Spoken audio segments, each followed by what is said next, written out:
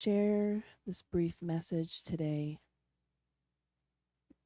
May we continue to remember the messages that bring us closer to our Creator, to our Master Jesus, to all like minded messengers of love and light that we're allowed to traverse on this planet to help each one of us find internal peace, as well as sharing the joy of living with one another. With an open heart and an open mind, we ask for your blessing for this evening, and so be it. Well, good evening, everyone. So today is going to be a little bit different. So it is not going to be a lecture. I know you're all like, yes. It's just going to be, we're going to read 2 messages. We're going to reflect together. And I'm also going to ask for some audience participation. And that goes as well for those who are watching online. Please feel free, and we encourage you to share in the comment section once we begin asking questions about what your highlights are for this year. What are some of the things that you've learned thus far? We know this is not the end of year presentation, but just some reflections we've had thus far. You even can share what you're grateful for as well.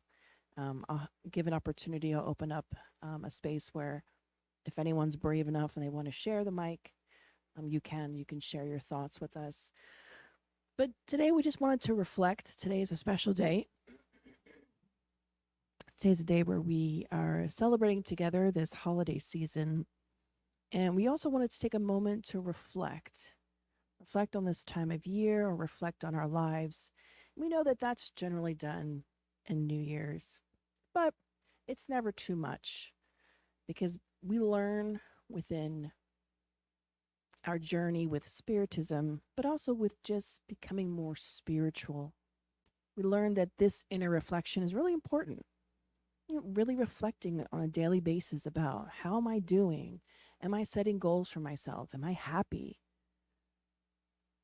Is this where I want to be? But even as we look back, it's we must be very careful, because oftentimes we only ever look back. And who remembers in the Bible, there's a story, I think it's in the Old Testament, and I'm blanking. It'll come to me. I think was it Job's wife who turned to salt? When she turned around and he told her, don't turn around, like, don't, and it's kind of metaphoric, right? We always want to look back, constantly look back and stay focused. And, and he told her, don't look back. And she did. And she turned to salt, or a statue or something to that effect. In essence, it wasn't good. Things did not end well for her. Sorry to spoiler alert for those of you who haven't read that story in the Old Testament. But for us, it's metaphorical in the sense that it's important for us to look back to see what we've learned, but to keep our eyes moving forward. Now more than ever, we brought this image, not so much because there's a Santa there, but because I think this symbolizes a lot of different things in this picture. It's a reshaping of our ideas and our belief systems, how we view certain things in our society, and to learn to change and open up our minds. And Joanna DeAngelis teaches us that in many of her books. There's even a message in Happy Life where she says, be open to new ideas. Culturally, we can become so attached to certain cultural norms and habits and things that we're doing that sometimes we forget, what is our real purpose? Why are we here? What are we connecting with on a day-to-day basis?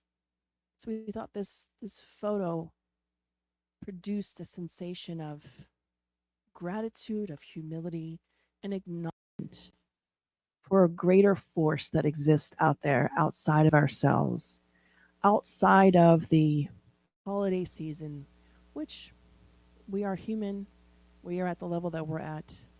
and we enjoy a present or two, exchanging and spending time with family. But really, it's about taking a moment and reflecting in gratitude for all of the moments that we're blessed with. So, as we look back, merely to prepare us to not fall in the same pitfalls this coming year, or even just tomorrow, this week that's coming up, that we remember to maintain our faith and our courage to move forward. And there's a message in a book that was newly translated, and of course, I forget it in the car downstairs, but it's a book. You can get it on Liao Publisher, but you also can purchase it off Amazon. It's called A Sowing of Love by Joanna DeAngelis. And again, my apologies. After we're done here, I'll share a picture of the book later with the group, and I'll run down and grab the book so you all can see it. It's a recent publication to English. Beautiful book. Imagine Happy Life. The book is called A Sowing of Love. Okay, thank you. So imagine Happy Life, but bigger in size. But it's a chapter of messages. It's not a novel, but it's a book of short messages, really beautiful, really deep. Of course, everyone is familiar with who Joanna DeAngelis is, the mentor and spirit guide of Givaldo Franco. So we brought just part of the message, and we wanted to share and reflect and just briefly talk about it. So the message is, even now, looking in the noble teachings of the new revelation that enriches your life, Jesus continues to be the pathway, and the message of the gospel, narrating his journey, continues to be the usual program. Therefore, even now, there is no other alternative to deal with the different circumstances of life than that inspired by his life. So Joanna reminds us what those things are. Forgive everyone. Follow the higher guideline without fear. Transform thorns into flowers. Convert vinegar into fresh water. Watch and pray. Love everyone. Serve without questioning. Assist those who persecute you. Forgive always and proceed without resentment. Give away your coat, even if that is all you have. Trade the stones of affliction for the currency of light, and turn on the light of discernment. That is the guideline you cannot ignore. Similarly, in Christianity, you too are a valuable worker, despite the master did not consider Simon's suspicions, but rather taught him, with simplicity, the unforgettable lessons of love, when the sinner washed his feet with the tears of her renewed feelings. And she finishes this message by sharing the following. Though pain is uncomfortable, it invites reflection. Value time, place, and opportunity to do the best that you can. It is better to reach the end of the evangelical journey alone, with your heart torn, your feet bleeding, and your hands calloused, but feeling at peace, than to be surprised by discarnation, surrounded by pleasures and friends who can do nothing for you, as far as the state of your conscience as it stands at the gates of immortality. So this is an invitation from Joanna. Regardless of our religious upbringing, when we think about Jesus and a lot of great models out there in the world, but we think about Jesus, we think about the forgiveness of all, living our life with a higher purpose in mind, trying to always assist those who persecute you. And for those of you who are not familiar, we shared this before in the book Boa Nova, which is good news in English, which just was released in English. Right, Daniel? Boa Nova was just released in English. Yes. I believe you can get it off Amazon, but definitely you can get it off lealpublisher.com. Oh, Febby, so sorry. Febby Publisher. And is it on Amazon too? It might be. I digress. When we think about a figure like Jesus, whether we consider ourselves Christian or not, we think of him as a historical figure and the messages that this soul left behind to love your neighbor, to forgive others, even those that are persecuting him, his friends that betrayed him, he still chose love over everything else. And one of the beautiful things that Joanna ends this message with, amongst many beautiful parts, is this singular sentence here. I don't think my mouse is connected. It is. She says, though pain is uncomfortable, it invites reflection. Though pain is uncomfortable, it invites reflection. Value time, place, and opportunity to do the best you can. This is a summary of all of our lives, right? Who hasn't encountered a painful experience? Whether it's physical or emotional, everyone has. And it's, to say the least, it's uncomfortable. It's hard. But one of the blessings of it is that, as Joanna says, it invites us to reflect. You know, recently our daughter tore her ACL. Actually, it wasn't that recently, but a couple months ago. And one of the things, after much time has passed, she said just this. This has been a really difficult time for me, she said. But it really has forced me to look at myself. Like no other option being stuck in your room, and, reading and doing all kinds of other activities when you're basically bedbound. You can only do so much. Then you're kind of just stuck thinking and meditating about your life and where you're at and if all those things. So it is an invitation. It is an opportunity. And it is so hard at the same time.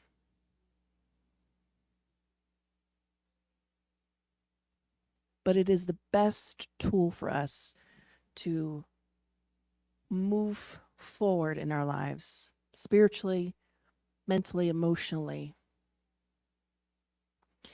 So this message was one of the highlights for me, for us, thinking about getting towards the end of the year, that no matter what you go through, you keep pushing forward.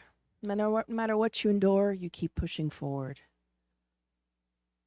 And whenever times get tough, you think about the great ones before you who have accomplished much, who have loved much like Jesus. Remembering the mothers who've come before us, who loved us, maybe imperfectly, but who want us to do well, those who have worked hard for us to be here.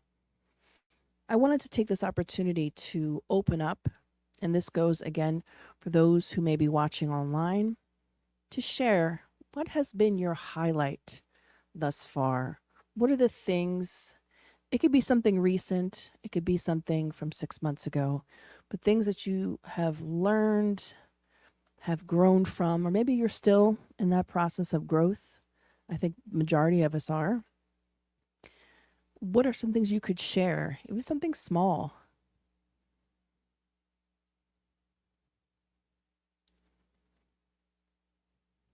If anyone feels like sharing, coming out of your comfort zone a little bit.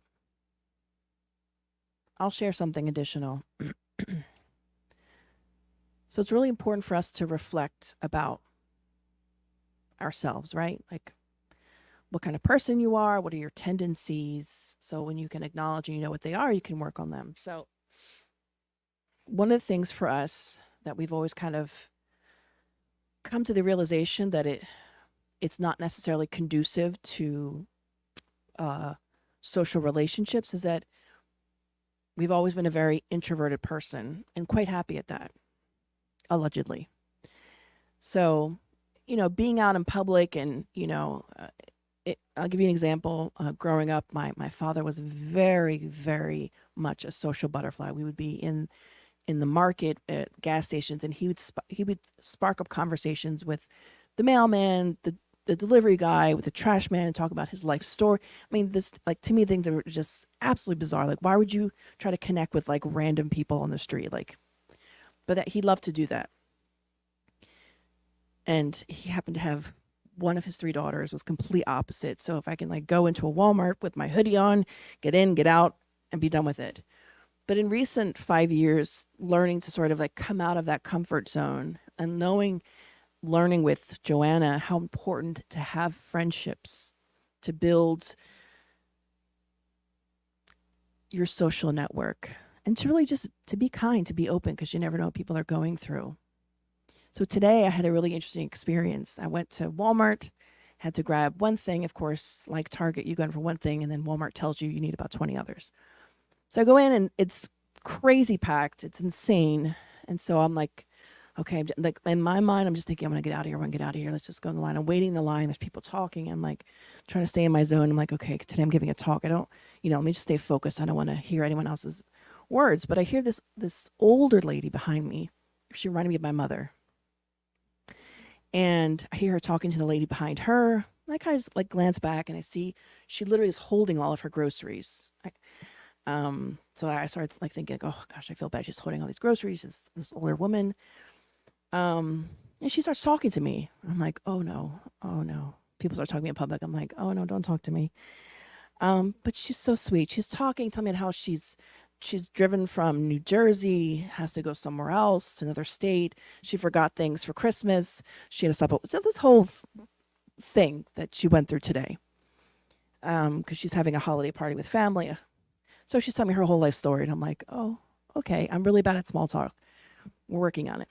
So sharing this reflection, because coming out of realizing about this about myself, wanting to come out of that shell and share my joy of living with others, that I end up sparking up a really nice conversation with this woman who actually, the more like I watched her and listened to her, she was like just a really kind human being. So although it was no more than a 5-10 minute interaction, and I let her go in front of me, and she didn't know how to work the self-checkout. So I'm like, oh, this is so my mother. So I'm like helping her run through and do all these things. And she's like rushing because she's like, oh, my daughter and my grandson are in the car, and he's like crying and all those kind of things. So I'm like, oh, no, I understand. So as she's gathering her bags and she's like, running out the door, she stops and she turns around and she's like, God bless you. Thank you so much for letting me go in front of you. I was like, oh, nothing, anything of it. But then I remember the story of Chico. When Chico was in a rush to get somewhere and there was someone calling his name, and he wanted to pretend like he didn't hear the woman. He was like, no, I need to get to this place. I need to go. But he saw Emmanuel stopped him and said, turn back around. Go help that person. So he's like, oh, goes back, helps this person. They have a very brief interaction. She thanks him. She goes on his way. And then Chico goes back in the opposite direction. So he starts hurrying along to wherever he needs to be. Within like 30 seconds to a minute, Emmanuel appears to him again and says, Chico, turn around. Look. And she's waving at him from afar. And he details this energy, this light that she blesses him with because she's so grateful to him. And he said, see, if you had kept walking, you would not be getting light right now. You'd be getting something else. So it made us think about that. Now, I don't know. I don't have the mediumship of Chico, but there's always opportunities in our lives. So there's something that I was reflecting on today, coming here today. Anyone else have something they want to share? Paula. Oh, I don't have my assistant here today.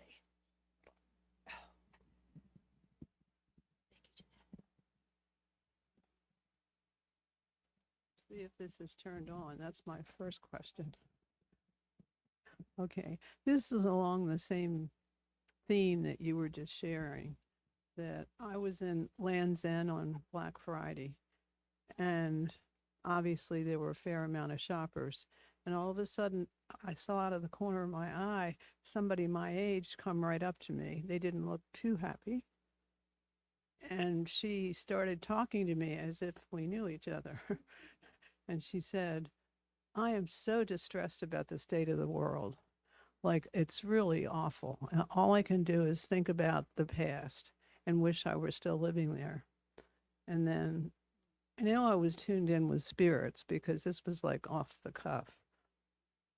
And then I said to her, I have two things that encourage me about the future. And I said to myself, how do I bring up God? I mean, this is not a simple topic that you can do for a stranger randomly. Should I call it higher intelligence? Can I pick out something that'll work? Well, she got that. That was no problem.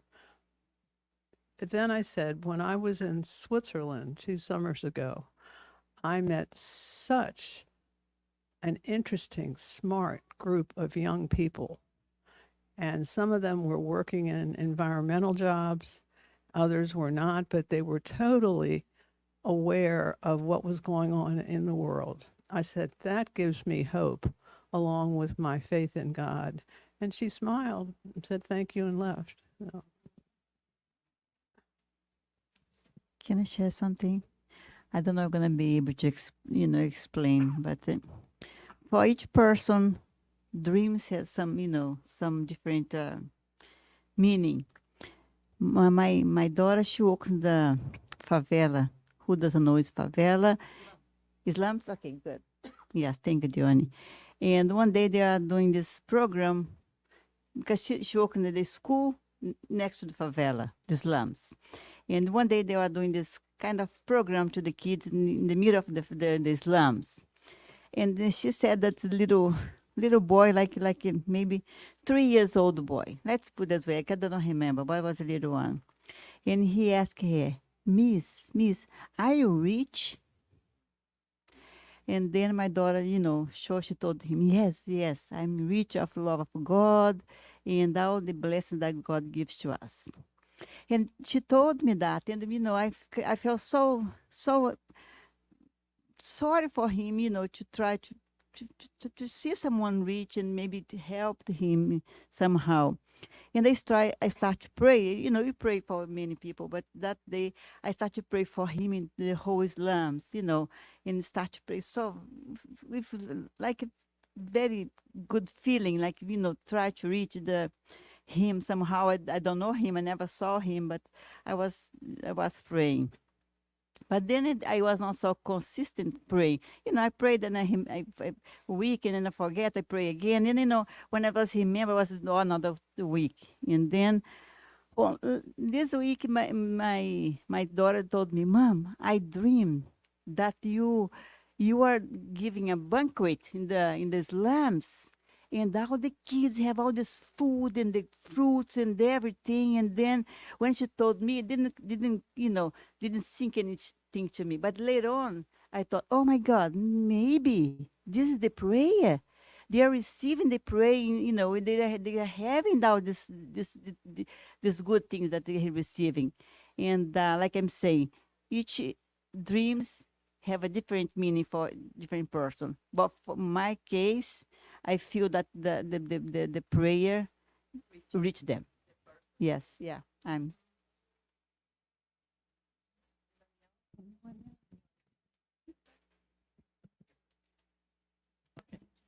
So today we had a unexpected experience.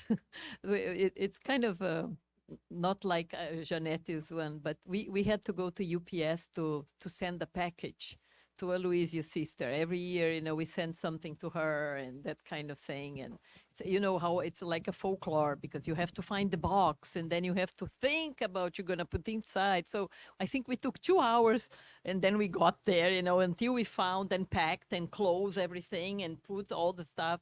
So we go there. The guy sees us coming in, one of the guys that worked there, and he said, "Oh, are you guys going to, send this package? Our internet is low. We cannot even make a label." I say, "Yeah, okay. So we're gonna try the post office, and then we come here if we don't accomplish anything there." So all of a sudden, he shouts from the door, "Hey, ma'am, the internet is back, right? We have our Wi-Fi now." And the way I am, I just say, "Yay!" Well, when I see the people inside, we're also like, and we come in and everybody, was like, "Hey, welcome, internet came back." And so then we are on this line and, there is a person that we we know, it's a friend of our neighbor. And then she'd say, "Oh, how is your daughter?" I say, "Yeah, she's fine. What about yours?" I say, "Yeah, my grandmother." And we started to talk out loud and everybody was participating like we knew each other for like, they're all familiar faces, but we don't know any except for the lady. So then all of a sudden the guy there, they just had two computers working and that kind. So all of a sudden the guy say, ma'am, that was for me, and then the lady that was in front, she comes and she knew my name already. So she said, Gioni, they're calling you there. I never saw the lady, but it was so nice because everybody was so kind. Everybody was in such a good blessing mood, that it's like when we left the place, we were laughing because it was like we had a little Christmas party right there. You know what I mean? So we you know how difficult it can be to go to the post office when you have to send a bill Very sometimes stressful. or that cannot be paid online. And so, my God, Louisa and I said, "Oh my gosh, that's going to be an ordeal to go there." And hopefully, and well, then we went to the supermarket. Everybody was on the same mood. And we felt very blessed because everybody was in such, and like the lady that Paula described, she was so sad and she could notice that. And I think, my God, sometimes, so during this year, we had many ups and downs. And something that I accomplished was let it be, pray, let it be. And I think for me, this thing that happened today, like what happened to Janette, I think it's the result of the prayer, the goodwill that we have with one another, not to despair, because everybody has a problem. Everybody has a problem, but you cannot lose hope. And I think that was so, like, you're going to say, well, whatever, what was so phenomenal about that? But to go to a place that's horribly busy normally. And what about talking about Christmas time? And everybody was so smiley. One helped the other to open the door, very patiently. I said, my God, that was a party itself. It was very nice. And I said, you know what? We have been praying so much for everything, for the world, for the, you name it, and at the same time, I think we can never forget the good things that come out of nothing, like a flower, like, you didn't cultivate and it comes a beautiful flower on your direction and you say, "Oh my God, look at them. They're all blooming. And they didn't do anything. Just put some water there." Yeah. So I think this is the beautiful of life because you every day, I think we are, all of us, we try hard. every day. It can be, let it be. We are going to pray. Who is that? What's her name? Oh, I'm going to pray for her. And I really go and pray, and then I throw it to the universe. And then sometimes I have good news. Oh, that person got healed. That person found a job. That person this. Yeah. So I was very grateful this morning. So thank you, whoever. Thank you, Jeanette. Thank you, Dione and Jeanette and Paula. That's for sharing your stories and experiences. But I wanted to top off our meeting today and end it with a message that we've shared before. And I actually came across it in the original Portuguese and hadn't realized that we had already translated this. But I had read it in Portuguese, and it's so incredibly beautiful. If you have the opportunity, I actually would look for this book online. It's difficult to find. It's still only in Portuguese. It's called Vida e Caminho. I found it on one Brazilian website. I couldn't find it on Amazon or other places. I think it's an older book from psychographed by Chico Xavier. But this particular message is by Emmanuel, but the book itself, I believe, is by various spirits. But it's an excellent book. The book of messages is incredibly beautiful. If you can read Portuguese, I was able to find the PDF online.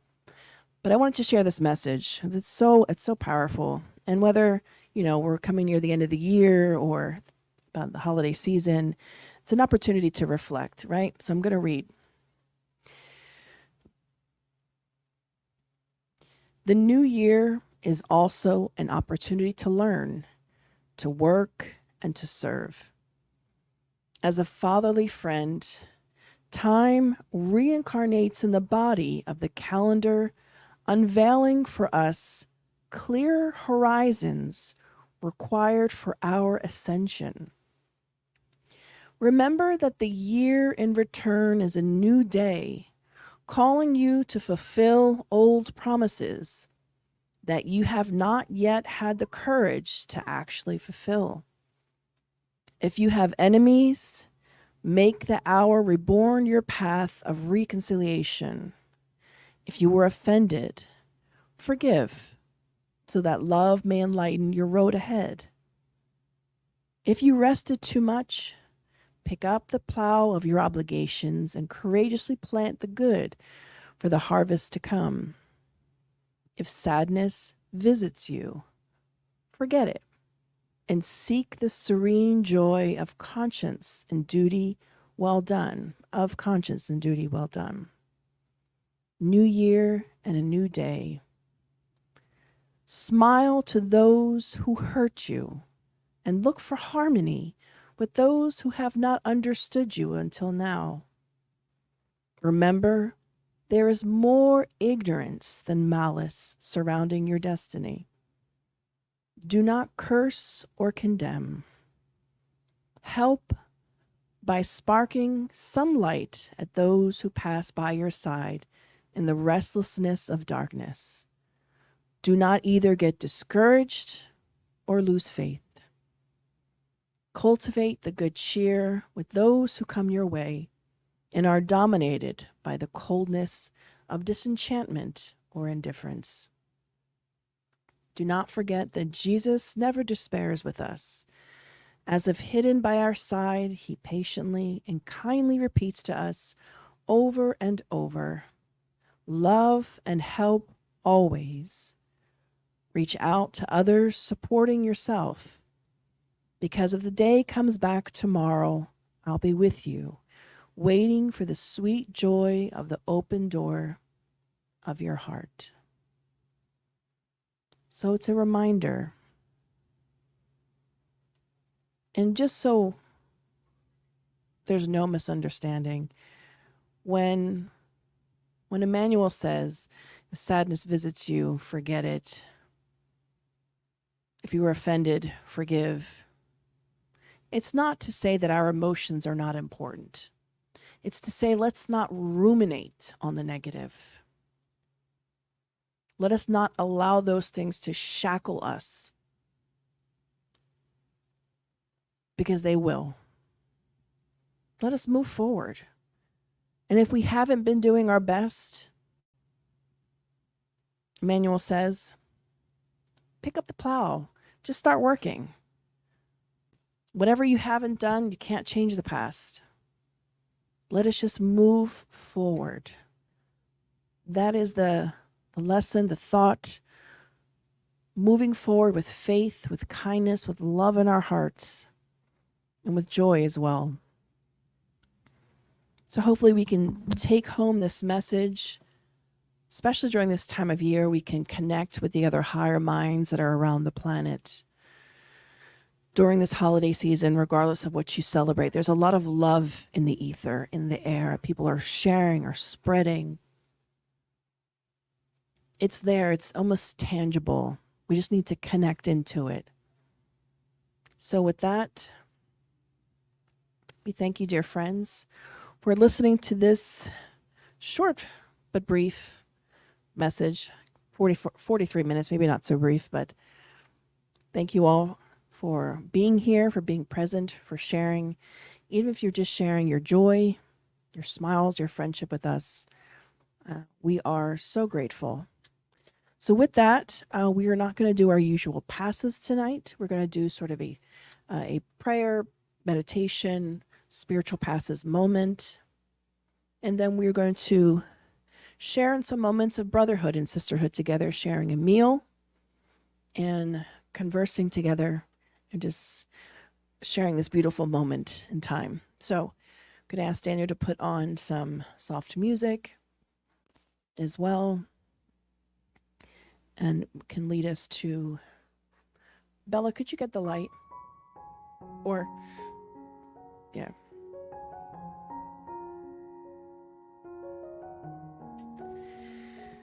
So,